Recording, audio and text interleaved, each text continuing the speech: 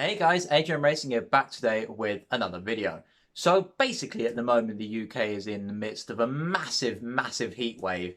It's currently 35 degrees outside, which means it's about 600 in my nice thickly insulated houses designed to keep the warm in. Thank you, UK climate.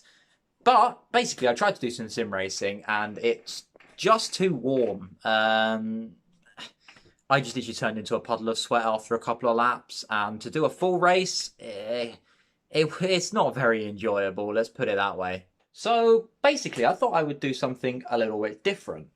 I thought I would do a rig tour. I've never done one on the channel. I've never really gone through what I have as well. So now's kind of the best time to do it, basically. It gets content out, and also, I know in a few live streams people ask me, oh, what wheel do I have? What pedals do I use, etc. So if there's any questions about the equipment I use, now's the time to answer it. So without further ado, let's go jump next to the rig and show you around. So this is the rig in all its glory. Basically, this is about 4 years worth of building up. I used to race on Xbox, so the PC is actually probably one of the newest bits of the rig. But we'll go through the main points to begin with. So to start off with, the wheelbase. I have a Thrustmaster TX, the Xbox edition. Belt-driven wheel, very good. I've had it for about 3.5 years now. Bought it used from CEX, in fact, so it served me very well. So far hasn't combusted, which I know is a tendency of these wheelbases. And it was the leather edition. I have the leather wheel up here, the TM28, I believe. Great wheel, very comfortable to use. As with all Thrustmaster wheels, it suffers with a lack of buttons, the same as this one. It's the same button box, in fact, but the actual wheel is very comfortable to use. The leather's great. It's stood its test of time, although I don't use this wheel too much now. And if we test the paddles, the most important part of any wheelbase, they're a bit muted, they're a bit soft, but yeah. Now, the other wheel rim I have is this. This is the Thrustmaster TM Open Wheel Edition. I've nearly forgot what that was called then. Alcantara, as you can see by the fact I've ruined it all. Super sturdy, it's nice and solid. I've changed the stickers around. It used to have all coloured stickers all over it, but it didn't look very nice. So yeah, that wheel's great. And again, has a good satisfying click to it, I'm not going to lie. I've put so many hours into that wheel, and honestly, for the price, again, as with all Thrustmaster equipment, I'll always bang on for this. For the price, you cannot really beat it. Now, moving on, we've got the next most important bit, the pedals. I have a set of Thrustmaster TLCM load cell pedals. Very good. Again, for the price, amazing. The brake pedal feels so much better than the old Thrustmaster non-load cell pedals that I had before. I have never had the opportunity to use Fanatec equipment, so cannot compare the two, but it feels great. They look amazing. Yes, they're plastic, but where they've saved money, you also save money in buying them. So the only downgrades I do have, I've got to reach all the way to the back here, is there's a fair amount of lateral movement in the throttle pedal and the clutch. The brake, not so much, but definitely the throttle pedal, you can really, I mean, you can see that as well as feel that. That's probably my only real big gripe. I do need to clean the potentiometers on the throttle pedal, so that is one other thing you do need to be prepared for. And to finish off the actual stuff on the rig, we got a Thrustmaster shifter. It's a TH8A shifter. They're quite expensive for what you get. It's about similar price to a Fanatec shifter, and it is a pain to swap out that for the sequential plate. You've got to undo the knob. You've got to take well, I've only got 3 left, but 4 Allen keys off to change it. It takes a whole bit of time. Same as changing the wheel rims. To change it, you've got to unscrew that. You've got to then twist the whole thing. It's a slow release, basically. All of this. So all of that stuff is great. Basically, it's a full Thrustmaster setup. So Thrustmaster, if you want to send me a DD wheel, please do. And all of this is mounted to my SimLabs GT1 Evo with an Abruzzi bucket seat. And they don't sell these anymore, actually. I've looked on the website before and I can't find them since I actually made the purchase for this. In fact, when I made the purchase for this, it was out of stock, even though I could still order it. Luckily, I live quite close to the Abruzzi warehouse, apparently. So the kind man down at Abruzzi said, I'll give you a discount on a damaged seat and hand deliver it to your house whenever you want. And I'll be honest, I got a good discount on this, and I haven't felt the damage on it, to be honest. The rails are a bit sticky on the seat sliders, but other than that, it served great. It's comfortable, it's sturdy, it's just a very good bucket seat. Now the GT1 Evo, I sort of glossed over it a bit there. We'll go back to it now. Again, GT1 Evo, brilliant. Pain in the ass to build, don't get me wrong. It's fiddly and tacky trying to mount all the 2080 or whatever it is rig bits together. But once it's together, it is super, super sturdy. I had a playseat challenge before this, so upgrading to that was, well, much needed, put it that way. Super solid. I haven't felt any flex. I've had this for almost a year now, in fact, I think. Pedal plate is so sturdy. I mean, it's literally thick metal that you mount the pedals to. So if you've got pedals much stronger than I do, you're not going to have an issue. Same as fully DD wheel rated. There's literally I can't move that wheelbase. Yeah, SimLab GT1 Evo. I mean, there's similar alternatives. You've got Next Level Racing. You've got a couple of other companies that I can't remember off the top of my head. But yeah, altogether, the actual sim rig itself, everything I've got is very decent. And again, I've always said this, you don't need this kind of equipment to be good. I mean, I'm not good and I'm on this sort of equipment.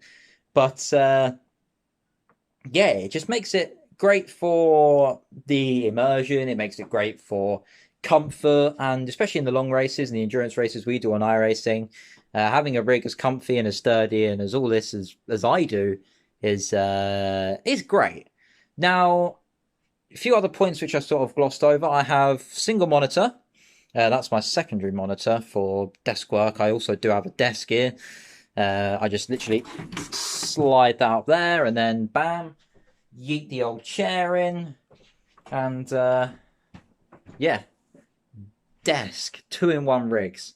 But my main racing monitor is an AOC, lots of numbers and letters after it that I'll flash up on screen now. There you go.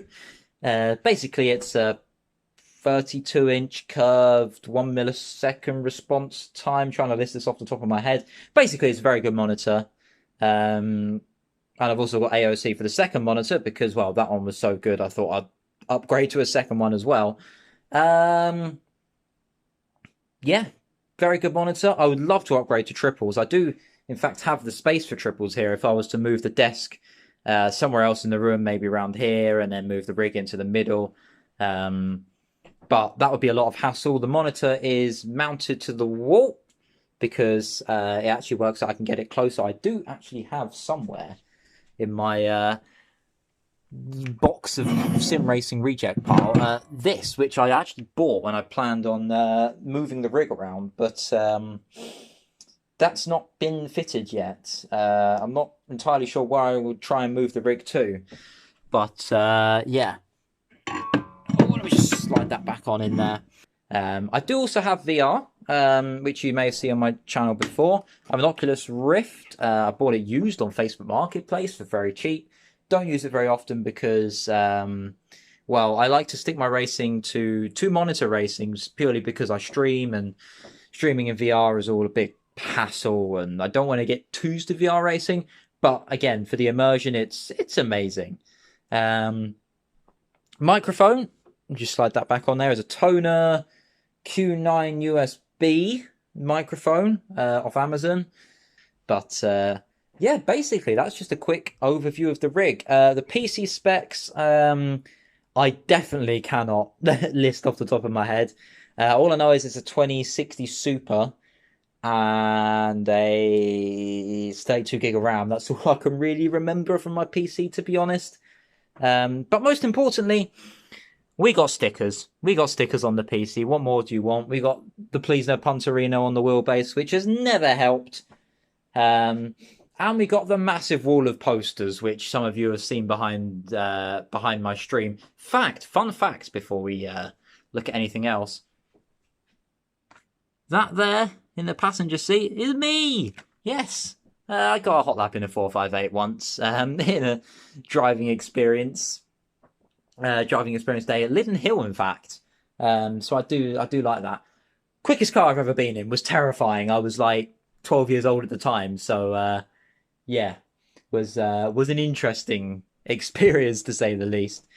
But yeah, that's sort of the overview of the rig, to be honest. Another little thing which some of you may struggle with mouse mounting or anything.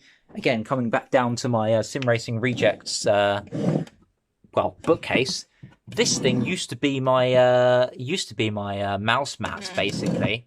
I'd use this propped up against the wall to, use the mouse on. But then I had the genius idea to build this. It's fully bespoke, actually. It's literally just a shelf, an old shelf with another old shelf cut into a few pieces, and it fits in perfectly next to the rig. So if you're looking for an idea, just get some old MDF, get some old wood, get your drill, get your saw, and just literally build yourself a shelf that, well, literally just sits there and works as a mouse mat. It's a great little mini desk, basically, next to the rig. And I've also got my microphone mounted to that as well. But yeah, I think that's about everything to the rig, to be honest. Again, any more questions, I'll put them in the comments down below. I'll try and answer them. But there we are, guys. As I said, hopefully this heat wave can end very soon so I can get back to some sim racing. I've got a Spa 24-hour race to prep for an iRacing by the weekend, and it's currently Tuesday. Yeah, not prepared, but I'm not prepared to practice 2-3 hour stints in 35°C.